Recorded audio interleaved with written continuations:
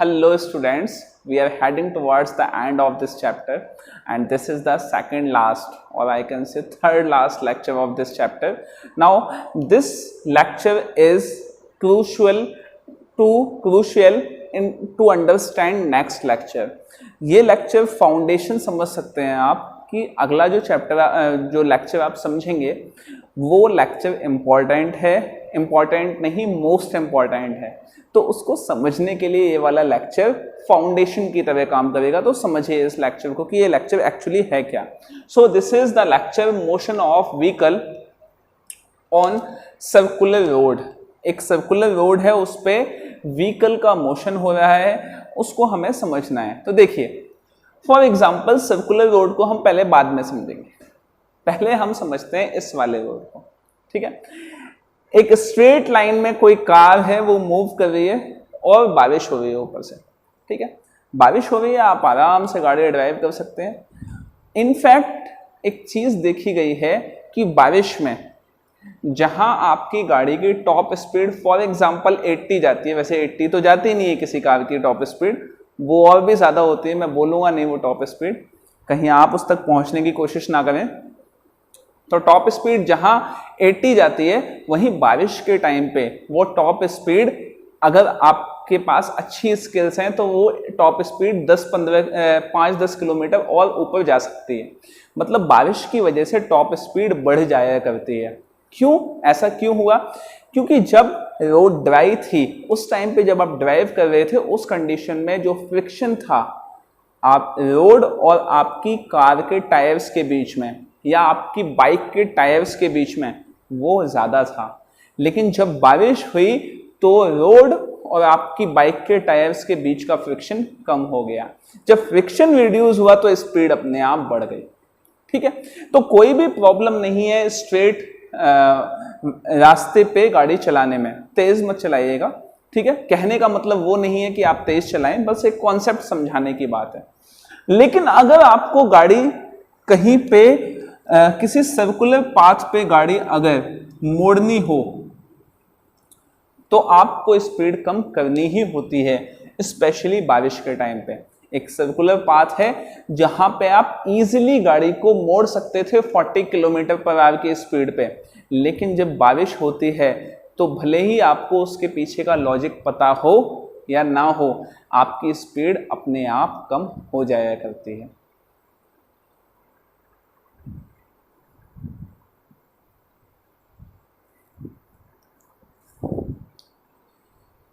क्यों हो जाया करती है वो स्पीड कम? उसके पीछे रीजन क्या है? वो रीजन ये है कि वो फ्रिक्शन जिसकी वजह से, जो फ्रिक्शन रोड और आपकी कार के टायर्स के बीच में लग रहा था, जिस फ्रिक्शन की वजह से आपकी कार ज्यादा स्टेबल थी रोड पे, अब वो फ्रिक्शन बारिश के होने की वजह से कम हो चुका है। क्या समझ में आ गई बात? फ्रिक्शन का रोल बहुत ज्यादा होता है। जब भी रोड्स डिजाइन की जाती हैं तो रोड्स को इतना स्मूथ नहीं बनाया जाता कि उस पे से फ्रिक्शन कम हो जाए, उनको कम स्मूथ बनाया जाता है ताकि उस पर फ्रिक्शन बना रहे। जब आप एक स्मूथ सरफेस पे साइकिल या बाइक चलाते हैं, फॉर एग्जांपल अपने घर में ही आप मार्बल पे साइकिल चला रहे होते हैं, बच्चे साइकिल चला रहे होते हैं, तो वहां पे मुश्किल होती है गाड़ी को मोड़ना, क्योंकि फ्रिक्शन जिसने आपकी बाइक, कार या साइकिल के टायर्स और सरफेस को बीच में एक जगह बनाई हुई है, फ्रिक्शन की वजह से जहां आपके टायर्स को, साइकिल के या बाइक के टायर्स को जहां पे ग्रिप मिल रही है, वो ग्रिप मिलना कम हो जाती है। आप देखते हैं कि गाड़ी के टायर घिस जाते हैं तो आपको बदलने होते हैं। क्यों बदलने होते हैं? क्योंकि जब वो घिस जाते हैं तो जो पहले ग्रिप मिल रही है उसी को साइंस की भाषा में हम फ्रिक्शन बोलते हैं, वो फ्रिक्शन कम हो चुका है, इसलिए फिसलने के चांसेस ज्यादा हैं। तो इस वाले जब सर्कुलर पाथ पे, अब हम इसकी बात नहीं कर रहे, इसको हम मिटा देते हैं।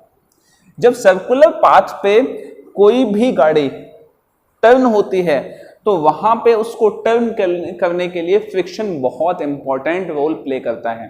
फ्रिक्शन किस तरफ एक्ट करता है? फ्रिक्शन का डायरेक्शन कहाँ होता है? देखिए, एक सर्कुलर पाथ पे अगर गाड़ी मूव कर रही है ये सर्कुलर पाथ है, ये गाड़ी आई, तो गाड़ी की जो वेलोसिटी है, गाड़ी जाना कहाँ चाहती है, गाड़ी जाना यहाँ चाहती है, बाहर की तरफ जाना चाहती है गाड़ी, ठीक है। इसका मतलब उस पर जो फोर्स एक्ट कर रहा है, फोर्स हमेशा टेंजेंशियली एक्ट करता है, लेकिन आपको कहां लाना है, उसको अंदर की तरफ लाना है। तो फोर्स अगर एक्सटर्नल फोर्स बाहर की तरफ लग रहा है तो जो उस पर फ्रिक्शन होगा वो कहां लगेगा, फ्रिक्शन इस डायरेक्शन में लगेगा। क्या समझ में आ गई बात? गाड़ी कहां जाना चाहती है, गाड़ी बाहर की तरफ जाना चाहती है, फ्रिक्शन कहां लगेगा, अंदर की तरफ लगेगा। क्या समझ में आ गई ये बात?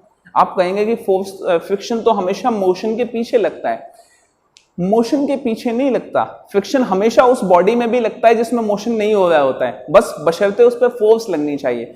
फ्रिक्शन फोर्स के अपोजिट डायरेक्शन में लगता है। तो फोर्स, अभी ये जो कार है वो फोर्स कहां फील कर रही है, it is feeling force in outward direction, ये बाहर की तरफ जाना चाहती है और फ्रिक्शन की वजह से ये अंदर की तरफ टिकी रहती है, सेंटर की तरफ टिकी रहती है। क्या क्लियर हो गई बात? क्या समझ में आ गई? चलिए तो देखिए, ये कार है, इसका वेट किस तरफ है, this is mg and this is normal reaction force r, ये नॉर्मल रिएक्शन फोर्स है r। तो ये जो कार है ये बाहर की तरफ, अगर ये सर्कुलर पाथ पे चल रही है तो सर्कुलर पाथ पे चलते हुए इस पे जो बाहर की तरफ फोर्स लग रही है दैट इज सेंट्रीफ्यूगल फोर्स, वो कितनी होगी, दैट इज mv²/r, ठीक है, सेंट्रीफ्यूगल फोर्स mv²/r। और अंदर की तरफ फोर्स कौन सी लगेगी, अंदर की तरफ जो फोर्स होगी दैट इज सेंट्रीपिटल फोर्स, और सेंट्रीपिटल फोर्स होगी किसकी वजह से, it will due to the friction. क्या समझ में आ गई बात? क्या क्लियर हो गया? ठीक है, सो देखिए अब यहां पे हम डेफिनेशन लिखते हैं, any vehicle moving on circular path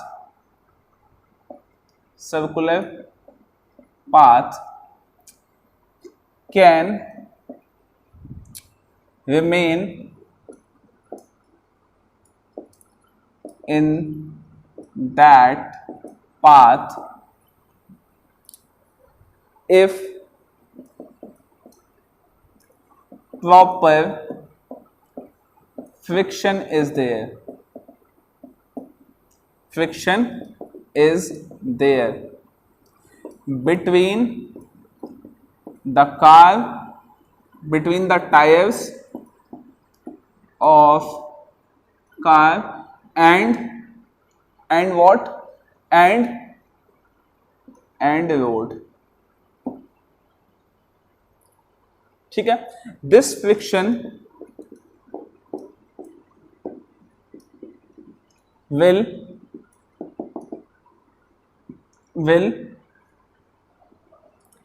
exert a centripetal